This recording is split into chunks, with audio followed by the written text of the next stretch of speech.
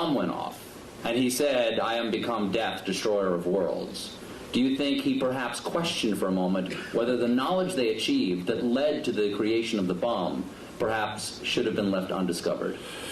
Do you know what he said in response to those kinds of questions? Yes. He said, because people said, have you usurped the power of God? Have you? And he said, if God didn't want this power to be there, he shouldn't have put it in the atom in the first place. Kind of an interesting point, I think. What he's saying is that the world is accessible to us. So would you say, don't smelt the ore and make iron and make a sword out of it because you could cut yourself? Back then, that's the counterpart statement from the Iron Age. And if you were around back then, you'd be sitting in this chair saying, don't make the sword, because you'd unleash evil on the world. Okay, I'll step back from don't make the sword. How about don't lick the flagpole in February? Yeah, You will learn something. You will learn something, but at a price, Neil. that'd be data. It's a data cost. It is. Yeah. There is a data cost for that, isn't it? Yeah. Also, Adam and Eve. They ate of the tree of knowledge of good and evil, Yeah. and they paid a price. Yeah. So God does put things into atoms he doesn't want us to know about. Yeah. However, I think Yes? I don't want to blame the knowledge. I want to blame the behavior of people in the presence of the knowledge. So maybe we need better knowledge management. Do you think that scientists go? You can applaud him. He's the hero. Well, how about this? Do you think that scientists should be allowed to do anything they can? I heard a big no over there. Someone just said no. You know, people made fun of him for doing this, but during one of President Bush's State of the Union speeches, Which one or two? Bush 2. He said he warned against man-animal hybrids. Okay? And a lot of people, like me, made fun of that by showing pictures of, like, Senator Alligator Man going, boo, boo, yay, man-animal hybrids. But if scientists could make man-animal hybrids, wouldn't they? There are scientists who want to make man-animal hybrids. Should we make man-animal hybrids? I ask you, Senator Tyson. Should there be any limits like that? I think there's some creepy things about that, and I've met some scientists who would think that'd be an intriguing thing to do. Yes. Okay?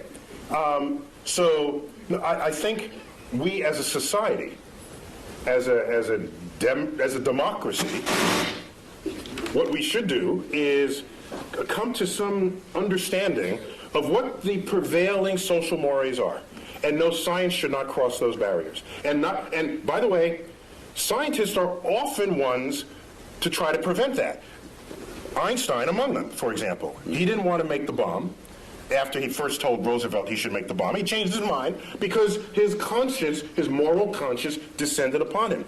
Scientists are not without moral code here. So as a culture and as a society, we decide what should be the prevailing cultural mores, and I think we should all be beholden to those. What do you think of the portrayal of scientists in movies? Because often, for instance, the scientists who make the Terminator, they're the bad guys. Scientists lead us to the Terminator, or they create the superbug that wipes out the world, or they enrage the monster at the bottom of the sea. When you part the curtains and at the bottom of all of that, there's a politician funding that research.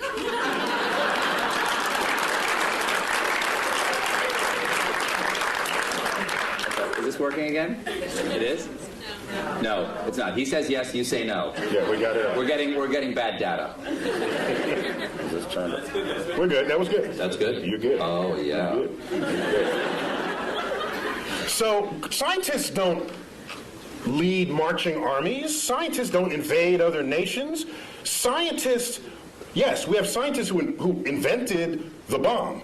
Yes, but somebody had to pay for the bomb, and that was taxpayers. That was war bonds. There was a political action that called for it. So everyone blames the scientists. We are collectively part of a society that is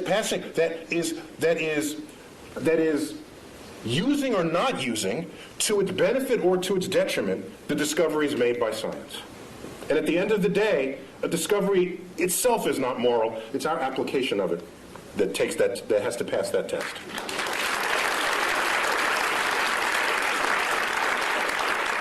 Would you agree that there's a distrust of science on a certain level in our country? I mean, unless it's, going to grow my hair back. Yeah, the right.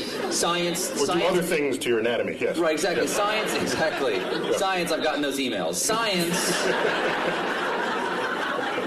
is sometimes distrusted because it is more complex than the average person can understand. I think that is the core of it. It's distrusted not because of what it can do, but because of because people don't understand how it does what it can do. And that absence of understanding or misunderstanding of the power of science is what makes people afraid of it. And so I remember back when they first split the atom, shouldn't split the atom, or shouldn't, you hear this at every discovery that happens in science. There's a mystery to it. For example, irradiated foods. In France, they call it frankenfood, all right? Which is kind of a cute word when you think about it. Yes. But it makes food last longer, and you're healthier for it. You don't get sick from it. And so from it turning bad. In fact, NASA does it all the time. NASA can make a slab of meat. You wouldn't necessarily put this in your refrigerator, but NASA can make a slab of meat that'll last 30 years. I tasted it. And? Delicious? No, it was, there's some restaurants' food reminds me of what that tasted like. But I'm just saying that just because you don't understand it doesn't mean it's bad for you. Go figure out how it works. That's why we need a scientifically literate electorate, so that when we go to the polls, you can make an informed judgment. And you can draw your own conclusions rather than turning to a particular TV stations to have your conclusions handed to you.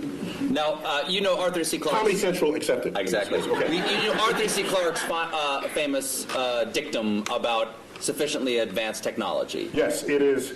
Arthur C. Clarke had several laws of culture and the world, one of which was any sufficiently advanced technology is indistinguishable from magic. So, if something gets too complex for the average person to understand... It's magic. It's like magic. And you have powers that I don't trust, because I don't know what you're going to do with it next. Whereas if you understood how it worked, you'd say, hey, give me one of those. I mean, that's how that would work. That's how that plays out. Do you think that's where the debate over... I think that's where the debate over evolution and creation science comes, is that the complexity of evolution is so grand